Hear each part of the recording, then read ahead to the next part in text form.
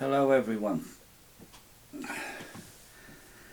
This is going to be hard for me to do.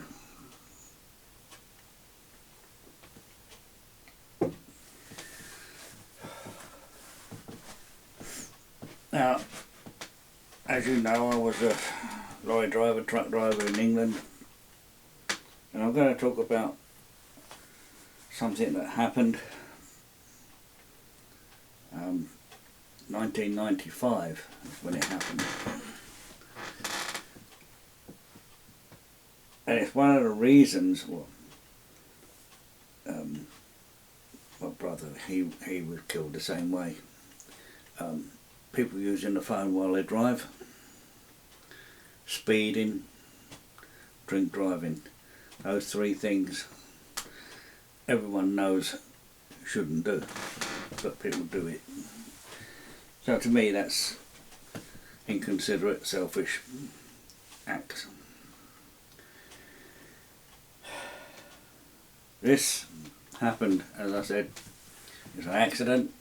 Well, not accident, they call it accident, but it's not an accident. It happened 1995 in the Wolverhampton area. I had done my deliveries and I was on my way home, and I came along this road, a lot of traffic, very slow, stop start, stop start. Oh, must be an accident or something's causing a problem. A car went by me on the opposite way, very fast. I didn't take much notice of it, just thought, oh, another idiot.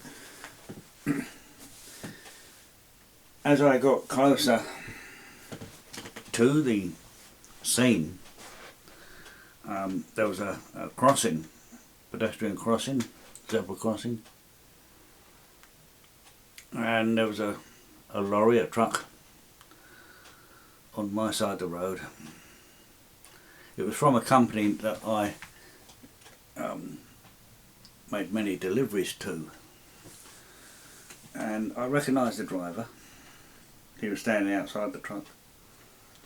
I didn't know him, I just know him by sight, that he was, I've seen him a few times in that company. But what was under his truck? What was under his truck was a 3-year-old girl wearing a party dress, pink and white. And I thought that the driver, the truck driver, or lorry driver, had caused an accident and killed this girl. I didn't know the full story of it, but it was a shock to me to see the body of that little girl under the rear wheels of the truck. Now, being a lorry driver in England, you get to know the police officers in the various areas, because to me they were friends. You know, I used to help them and they'd help me. And I spoke to one, or maybe a week or so after. I said, what happened, you know, in that Wolverhampton there? And he told me. What it was is that the mother and her daughter were going to the little girl's cousin's birthday. Her cousin was about the same age, I believe. Anyway, they were going to a party. They were going to cross the road, and they was on the crossing, and this car came round, a silver Vauxhall, speeding. He must have been doing about 40, 45. The cameras reckon he was doing 50. Luckily the cameras were there, because they got his number plate. He hit both the woman and the child. The woman went one way, but the little girl ricocheted under the wheels of the oncoming truck coming the other way. We don't know if the police told me they don't know if the girl died from the impact of the car or the truck, but it was definitely, there was no, the truck finished it. It was a very nasty scene to see. Anyway, what happened is the chap in the car in the silver Vauxhall did not stop. He was speeding. Witnesses said that they saw him on, he was using the phone as well.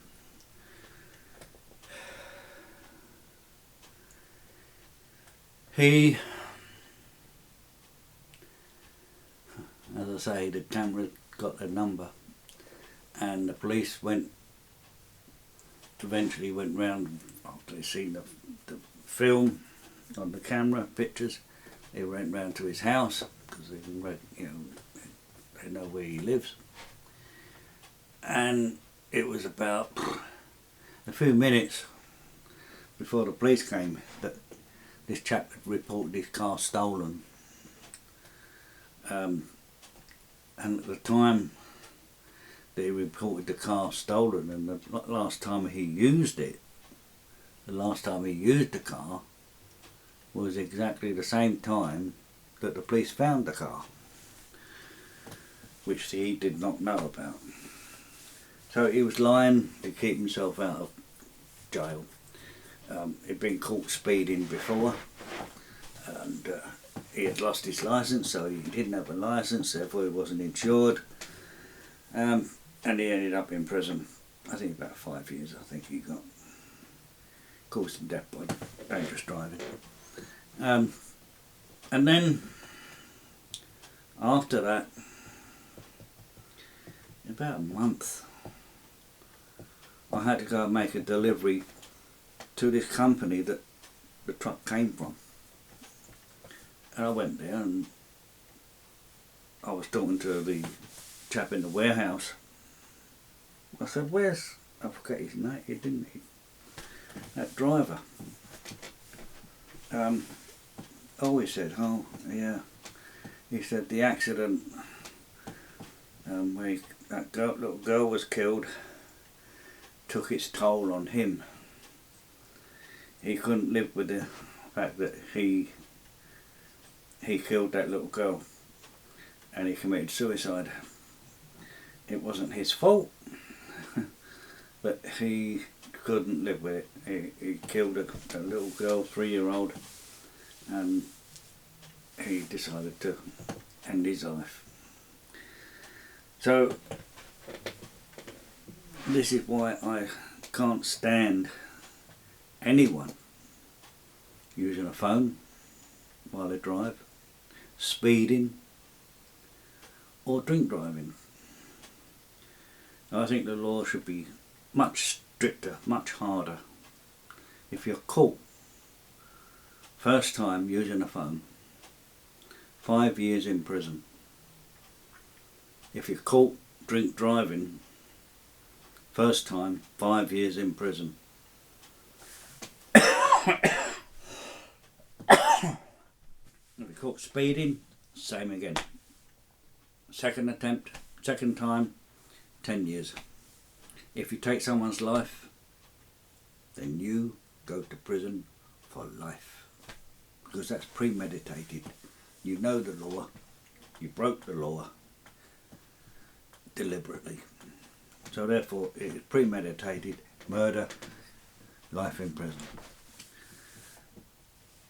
I'm sick and tired of people saying, "Yeah, but you know, I've driven for 10 years, I've used phone, I've never had an accident in my life." No. Doesn't mean you're not going to have one tomorrow. Just because it hasn't happened doesn't mean it's not going to. Why take the risk? I think phones are a deadly thing. It was a good idea in the beginning, but there's too much on them now. You don't need all that. If you're going to have a phone, have a phone. Fine, that's it. You just want to call someone. That's it. You don't need all this other crap that's on there. Why? Huh? Ridiculous. It tempts people to do it, and the phone companies are on their side. They just want to make money. They couldn't care less whether it kills somebody. It's not theirs, not their problem, but it is. But that is it, you know. And I've never told this to anyone until yesterday. And Mary Ann was the first person I ever told of this incident. I never told anyone at work, where I worked, when it happened or anything. I couldn't. I just kept seeing this little girl under the wheels of this truck. And I'll never forget that. I mean, she's all grown up now. And I felt sorry for the mother, because the mother was there and saw it all. She was in a really bad way, obviously. But that is it. I do feel better. I don't know why it suddenly came back to me during the week, or beginning of the week. But it did, and it just wouldn't go. And I'm hoping now that this has sort of brought closure to the whole thing. I'll never forget her. But I hope I can rest easier. So thank you all for listening.